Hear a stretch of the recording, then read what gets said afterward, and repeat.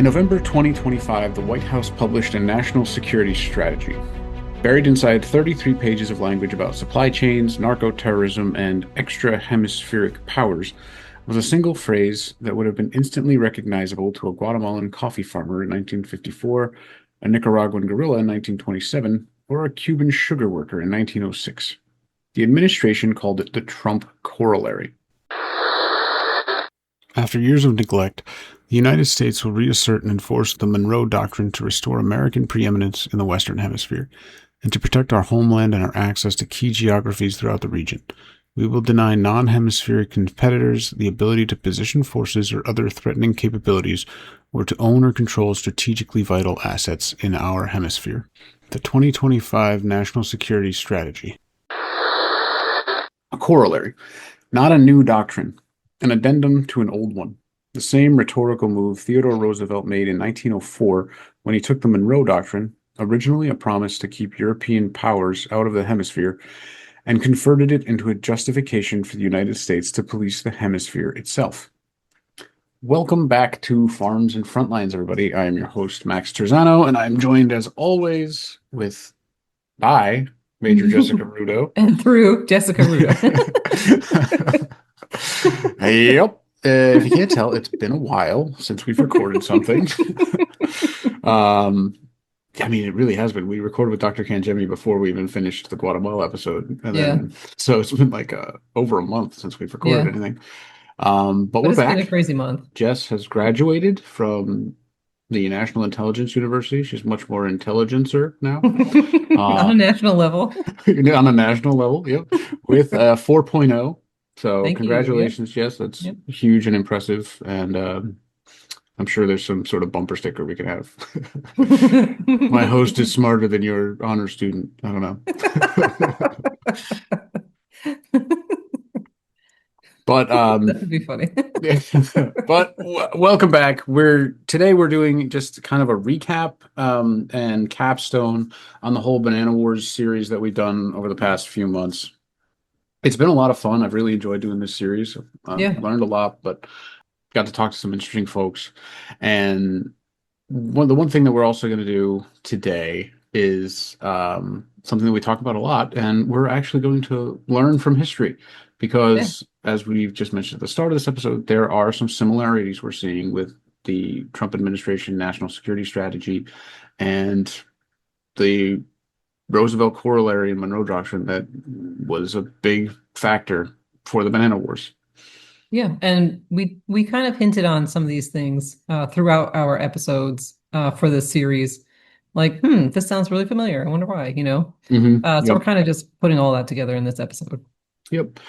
So we started off with, Cuba, kind of the first place that we stopped in the Banana Wars. We had the Platt Amendment, which was just crazy to me that like a congressman from Connecticut was like, hey, this is how we should run Cuba. He'd never been there. So it was just like, yeah, all right, cool, sure. But I mean, it sounds good, right? Like restore order, protect life and property. But it was whose life and property? Right. Americans. That's right. The sugar economy. Yeah, exactly. Yep. And then in Panama, this is such a huge part of hemispheric order. Like this canal is just one of the largest engineering feats, and just, I don't want to say most impressive. It is, but it's also just like it drastically changed how the world worked. Right? Yeah, absolutely.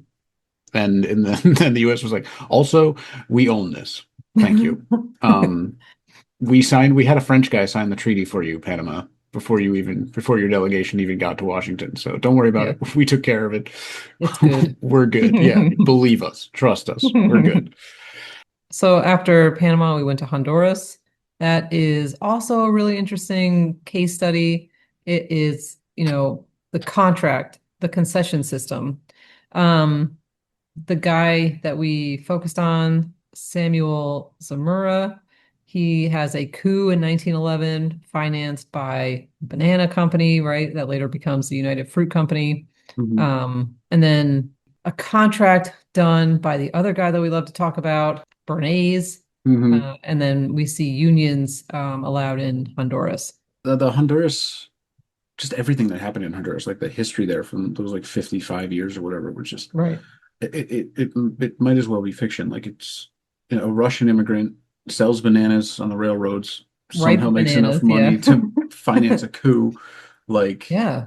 and then just happens to run into like the most famous mercenary in Central America, Hmm. machine gun, Oh yeah. whatever his name was.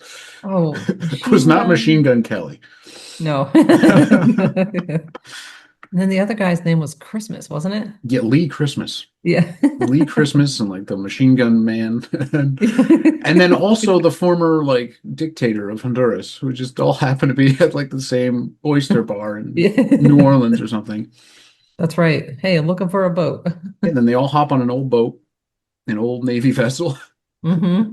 The Secret Service, quote unquote, tries to stop them. And then when they fail, they're just like, all right, but be good. It'd It's be like, funny if the old Navy vessel was somehow tied back to the Pepsi company all right. Yeah, when and they and the when they Navy bought that from they Russia. had. Yeah.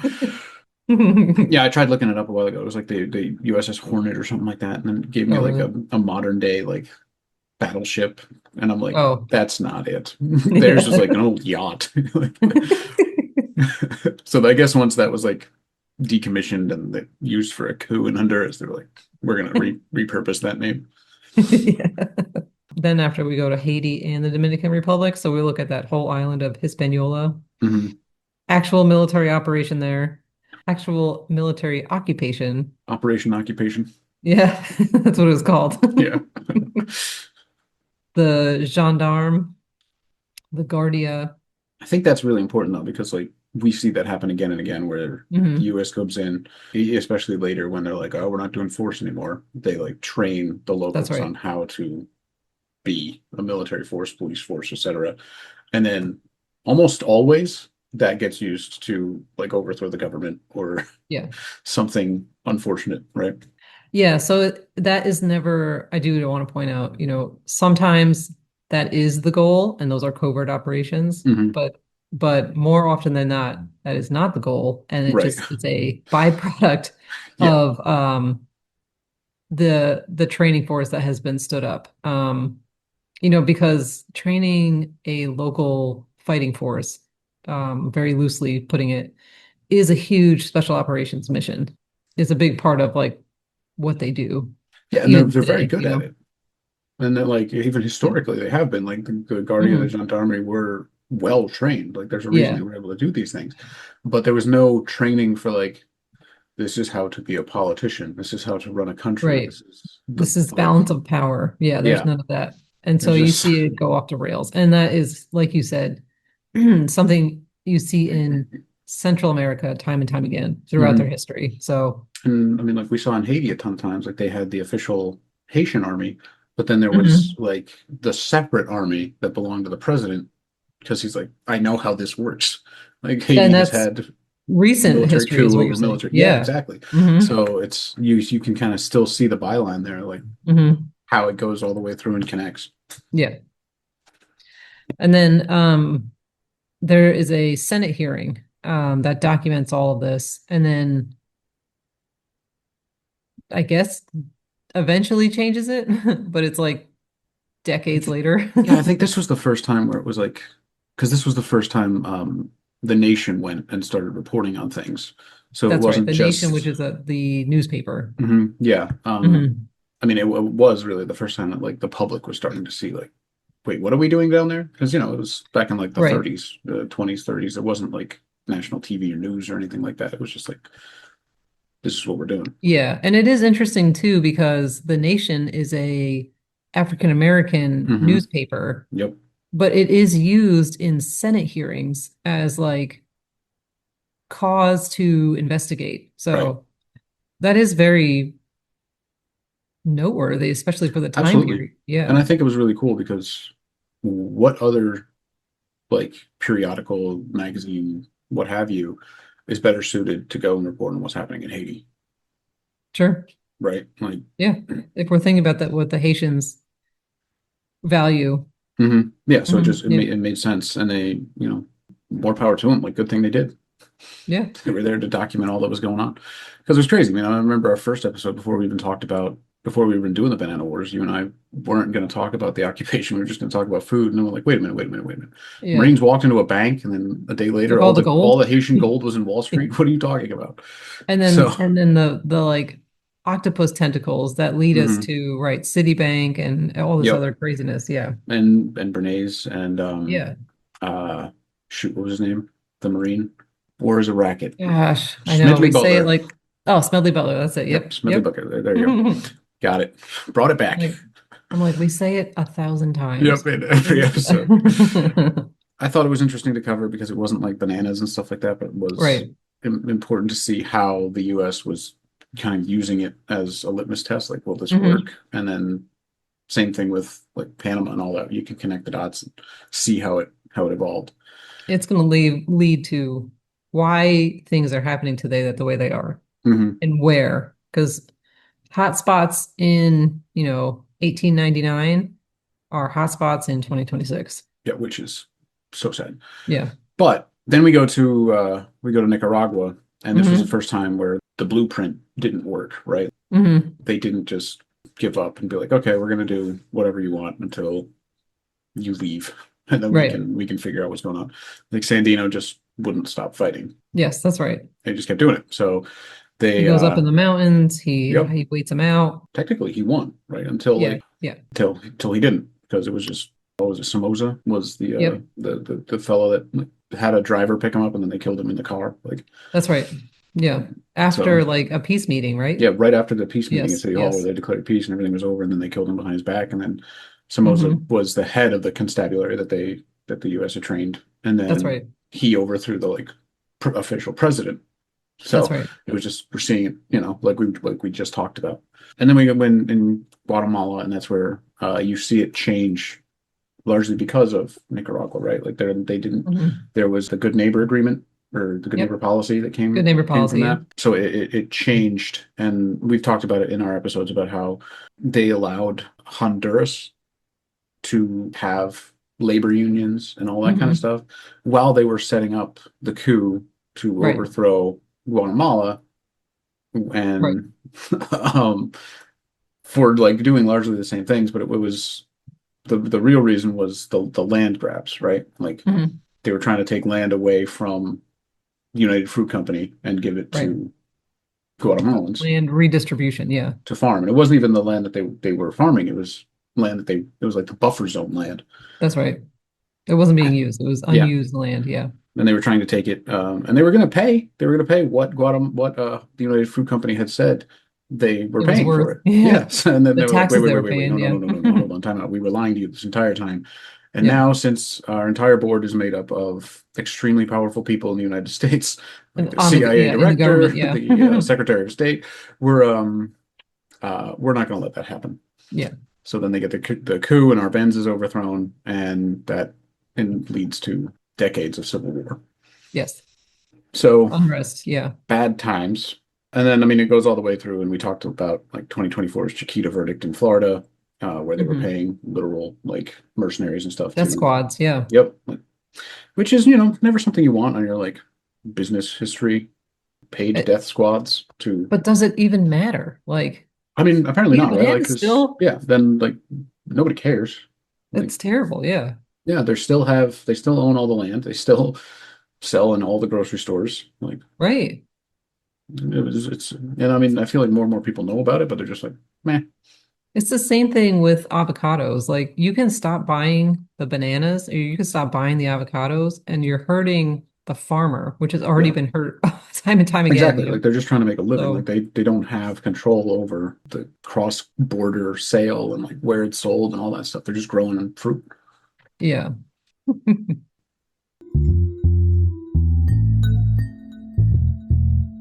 Yeah, and you hit the nail on the head there, where what's happening in 1899 is happening in 2026. And Hmm. so, do you want to go into a little bit about the Trump corollary Okay, yeah. and just like what that means for us now, and like the parallels? Yeah. So I think to do that, let's look at some of these patterns that our episodes kind of highlighted. One is a commercial or strategic interest to establish a foothold. Um, and it ranges. We saw all types. So we saw a mail contract, a railroad concession, a banana plantation, a canal survey. The second would be the foothold requires infrastructure. Infrastructure is a huge part of what's happening. You have a foreign government owning a strategic piece of another country. Hmm. And I just want to focus on that for just a second because like Yeah. that I think is a big point of like so many people are like why is Trump so interested in Greenland? And I think that is like the infrastructure that could potentially be put into Greenland, like whether they're looking at like data centers or minerals or whatever it is. Hmm. It's just beyond like it's part they're kind of using it, I think, as like a hemispheric order, but like Hmm. Greenland isn't, right? So it has to Greenland, the be, country, is not a threat, right? yeah, But strategically located, but that's right. I think if you're looking at Greenland, you need to look at the Arctic Circle as mhm, a whole. But and then also on the flip side of that, you know, I think we'll get to that in a second. Like Europe was the problem, and I'm putting that in quotes, right. with the Roosevelt corollary. That's what it was created for. Right. China is now Europe. Right. China And is that now actually the makes ex. sense. Yeah. Yes. China, we have to also look at that. If we're looking at infrastructure and a foreign government putting it into another country, anywhere in the world, I think you could say that and like be accurate.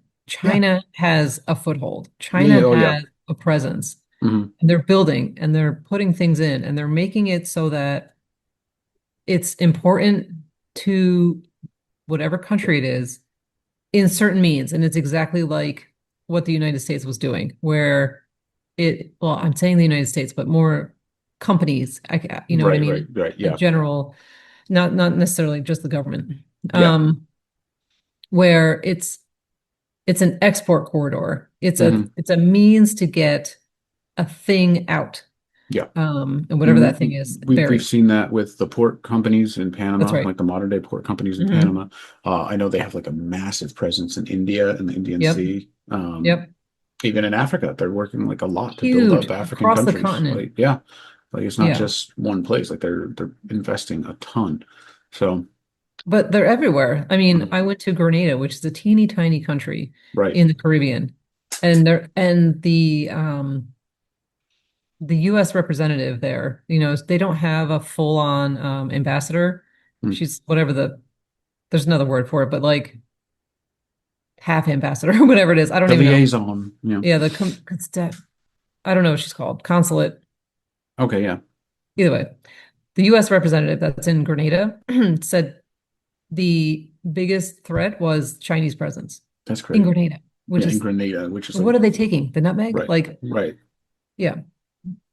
And it's so there are parallels to like what is the US doing and why are they doing it?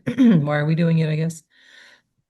But also what is the global competition doing See, and I and why think are I they think that doing makes it? sense because like news today is like awful. Hmm. Between actual news programs, or journalistic, like the Wall Street Journal or whatever, like owned by billionaires, Yep. and versus TikTok where you get just 30-second clips of like just stuff thrown at your face constantly. Yeah. It's so easy to just be like, wow, that's awful and I'm scared and that's bad. Yeah. Or, oh, that's not so bad, but it really is. Like you don't Yeah. really know what's happening. So when you see this, if you're like a Democrat or something and you just don't like anything Trump does, you're like, well, this sucks and I'm sure it's bad. But then on the flip side, it's like, okay, well, does it actually make sense? Like Yeah. as a strategic, like national security strategy, does it make sense? And then you look back at history and you can Right. see it did make sense. It was we allowed companies to use it for their own benefit and do things that weren't great, That's but right. but the idea in general was sound. And and for the lens that they were, the people at the time were looking at it, it made sense. We have also noted in our episodes that, what makes sense for the powers that be and the the national level interests don't take into account the human side, Hmm. the like fallout that happens because of whatever actions. And Yes. and I think we could say that for like any powers that be, Hmm. not specifically just the US or US actions. I mean, Yeah. we like to Yeah. blame everything on Great Britain, so like, we could put Yeah. that anywhere, right? And I just don't think, I think it's a sad reality, like when we were talking about stuff that the human capital that the things are happening to just were Hmm. not like I think taken that, into that calculus. like, to that point, and I think that is honestly like one of the main points of our entire series, right? Like, well, you wrote the paper on fertilizer, and we talked a Hmm. little bit about like having that strategic reserve and like how that's Hmm. important, and we need to do that moving forward.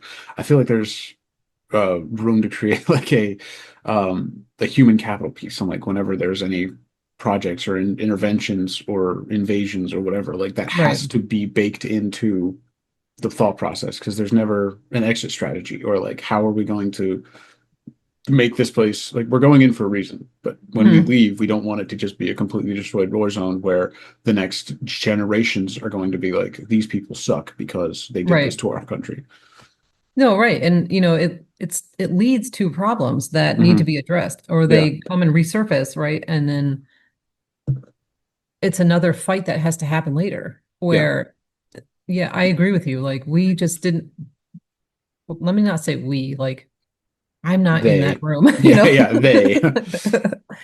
Um, it's just not a planning factor, and it really should be. Hmm. Yeah. And I mean, that's like to that point, the next part of the pattern was like when local politics threatens the arrangement, right? Yes, And yes. that was, we saw that time and time again, whether it was labor unions or Hmm. actual like Sandino, who was part of the military and started fighting, land reform, labor code, whatever. Yep. Um, I mean, it constantly happened. So it wasn't like a one-off. It was like, this is just inevitable almost.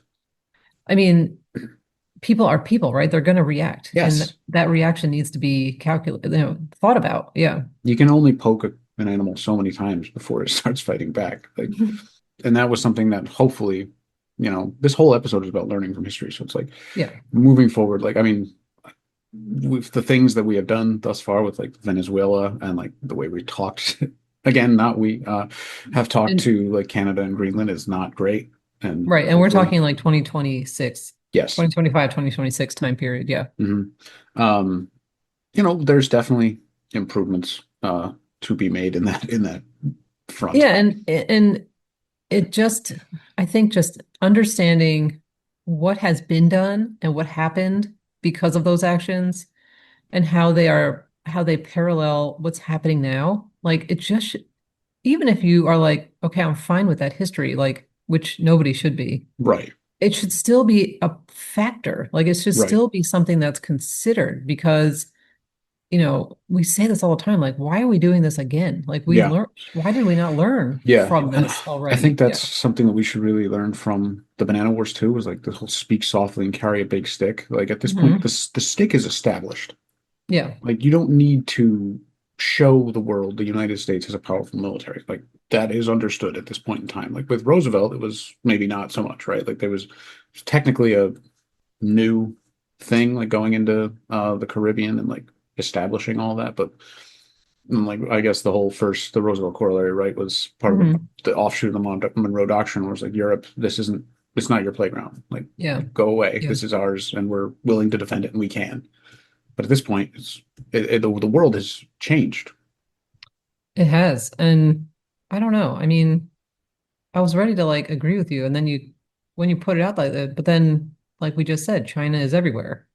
Hmm. So is it necessary to put out another like, hey, we can still handle this?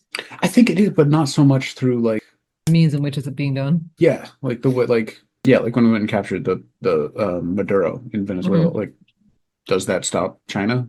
I don't know. And then is it also like flexing towards other things? Like when we talked about Maduro, I was like, I feel like this is to get at Russia, Yeah, to and get then Russia to like come to the table for Ukraine. but then even then like so we just went and captured the president of Venezuela. Like, what does that do for our relation down there?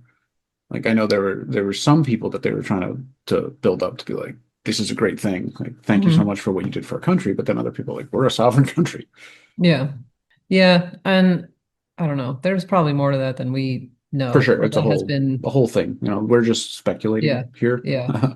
And that's what this episode is. Like, we're looking at what we know Yeah. happened versus similarities today and just kind of speculating on learning. Yeah. Yeah. Learning from history. Like, Yeah. because even if it was to go after Russia in certain ways, right, and get Russia to negotiate, Hmm.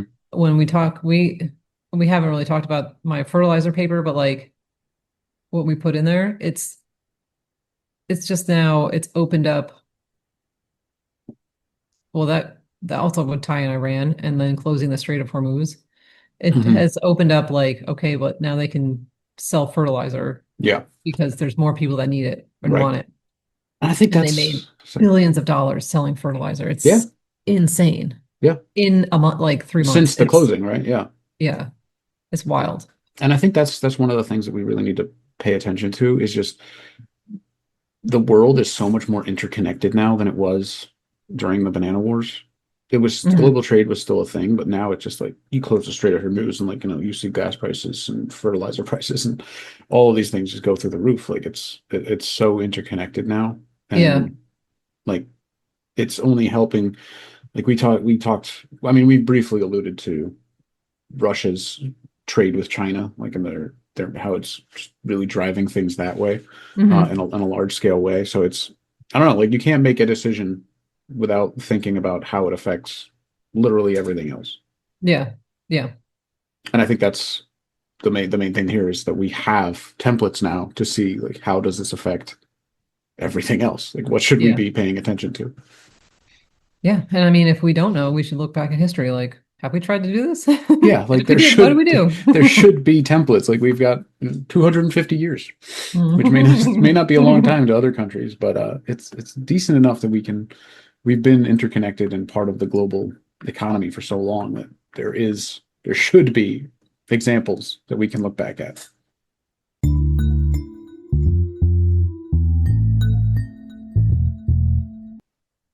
So if we're looking at the Trump corollary and we're going to read it like a primary source, again, this came out in November of 2025.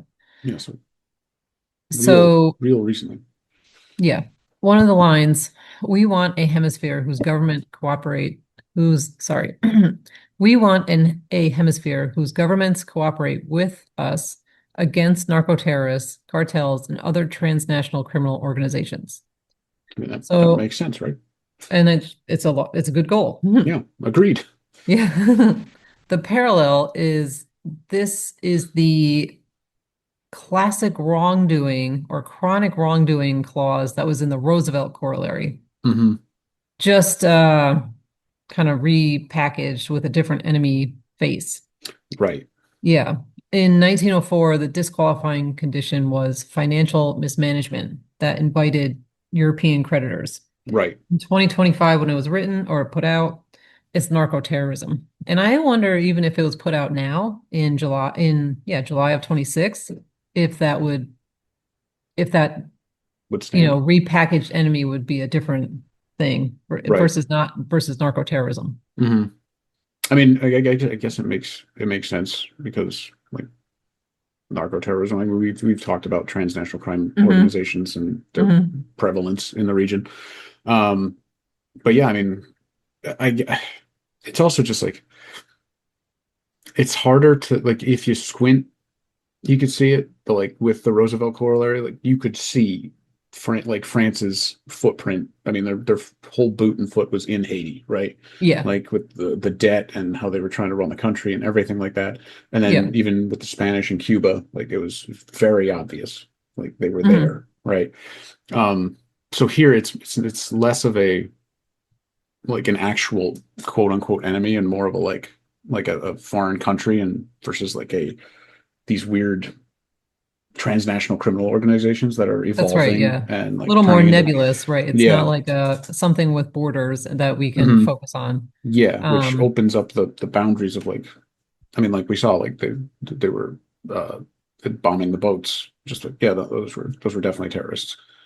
Wow. Oh, so narco boats off of Venezuela Mhm. and the bombing, that's what you're referring to. Yeah, sorry, should have Right. clarified that. And then I think, yeah, like you said, it's a little more fluid to cover any potential adversaries that could fall into narco terrorism, Hmm. be it the cartels themselves, because they were also, there's a handful that are deemed terrorists now, Right, terrorist organizations, versus just transnational criminal organizations. right. And, I think it could also lead to, again, China and precursor chemicals because that was also deemed a national security threat. Right. So, Well, it's, if you also want to just know more about the history of cartels and transnational criminal organizations, you should go back and listen to our some of our very first episodes on avocados. yeah, Honestly, the history is incredible, and it we is. can go back to blame it on the British and the Chinese if we want. So Yeah. there's a crazy history there. It is. But talking about the corollaries, like the The, function that's is right. really the same, right? Like Hmm. a condition that was defined by Washington that any hemispheric government can be found to have kind of failed, and then they can step in. And we saw that with Venezuela. Yeah. Um, Another line out of the 2025 document. We want a hemisphere that remains free of hostile foreign incursion and ownership of key assets, and that supports critical supply chains. So, hostile foreign incursion or ownership of key assets. I think that's key there, where it's like Right. we don't want you to interfere with our investments, our relationships, whatever in this region, but also we don't want you to own anything down here, Well, we don't want you to key own key assets. assets, especially if Yeah, it's dealing with supply chains. And then the and parallel, you could look at the Panama Canal. just gonna say like that. I think that in is specifically pointed at Panama. Hmm. I mean, 'cause what Yeah. else is there that's more? That's the most important thing regarding supply chains, right? Like if China legitimately 100% owns the Panama Canal, you shut that down at any time and you're Right. out of luck. Right. And I mean, again, as we've already mentioned, you shut down a strait, you shut down a Black Sea, and Yeah, there's global effects to that. Yeah. there is 100%. Man, could you imagine if the Panama was shut down? Yeah. It'd be a big deal. And then, It'd be another war for sure. yeah, yeah.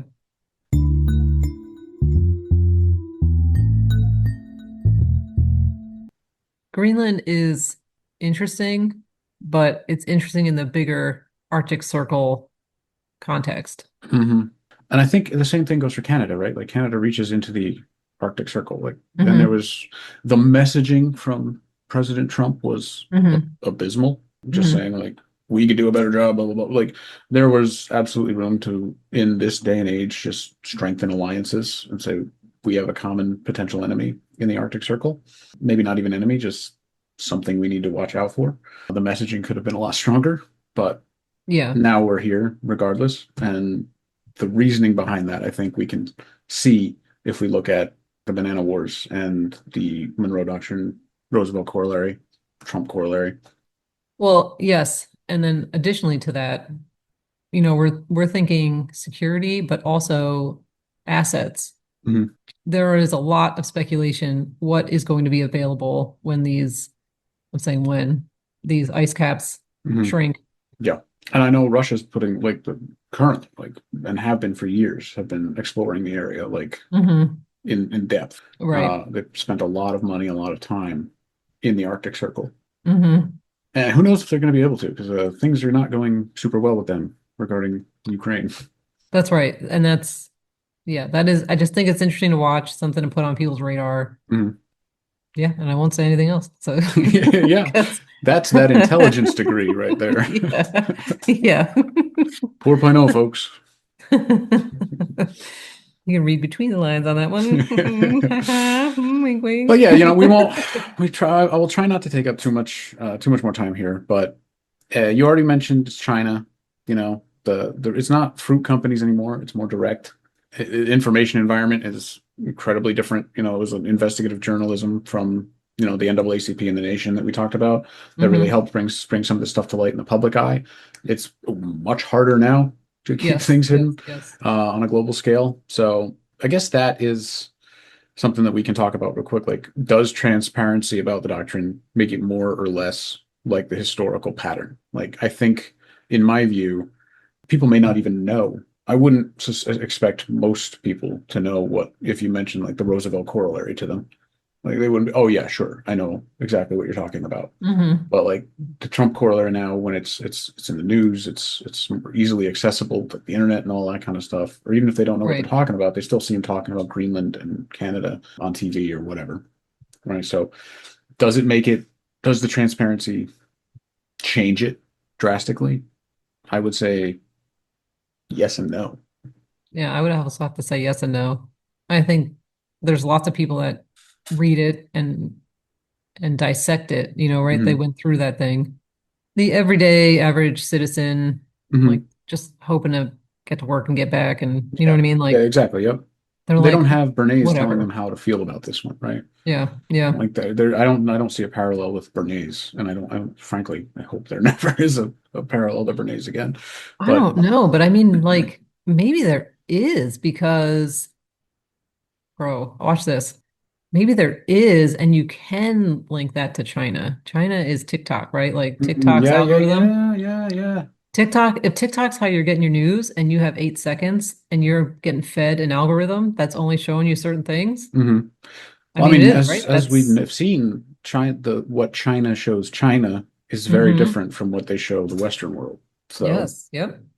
So maybe maybe there is it is in something. Yeah, play. you know what? Actually, that would be a fascinating deep dive. But just, I guess, know where you're getting your information from. Like, Learn your it's history. learn your history. If something is seems like it's a big deal, take more than 30 seconds. Eight Yeah. 8 seconds, like whatever. Like do some reading, listen to people more educated than myself. Jess has several degrees, so she's good, but come on. Like, just let's just the common sense kind of stuff here. Yeah, yeah. So there's a little bit more that we have here, but I think we've done enough. Like we've talked about the Banana Wars. It was a very fascinating history lesson on several fronts, and then Yeah. just to being able to tie it to what's happening to today. I mean, how timely was it, right? Like because Yeah, we've been seriously, yeah. wanting to do the Banana Wars for longer than uh, before November 2025. So Yes. it just kind of popped up and happened that the Trump corollary happened, and I mean that was a big thing that I guess was in the Trump corollary was enlist established friends to control migration, stop drug flows, expand by cultivating and strengthening new partners. It really depends on how you intend to do those things, right? Sure. And because we've seen that in like, I don't think in the Banana Wars they developed new partners anywhere other than the gendarme or constabularies or whatever they built up in that front, right? Well, I guess it depends. I mean, it depends on how you look at it because you could see Cuba going to communism Hmm. um, as a result of certain things. Yeah, exactly. So, I mean, you could see some of these partnerships, but it might be more negative to the United States than anticipated. Yeah, I mean, if you look at all of the countries in the Banana Wars that we talked about, like there was a turn at some point where they either went, I mean, they were all sovereign countries, but like the US kind of left.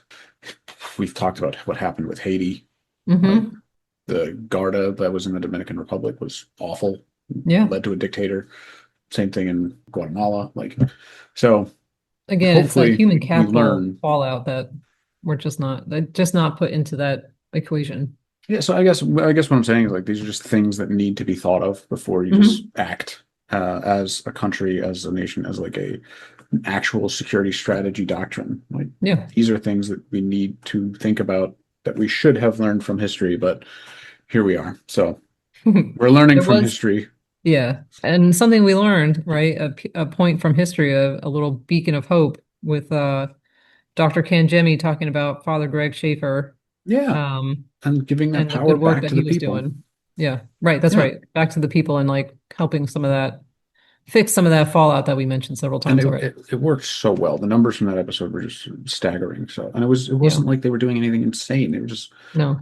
giving that power and dignity and resilience back to the people. So that was huge. And like, if only we had some sort of ability to have like a US AID sort of thing that would do similar things. Hmm.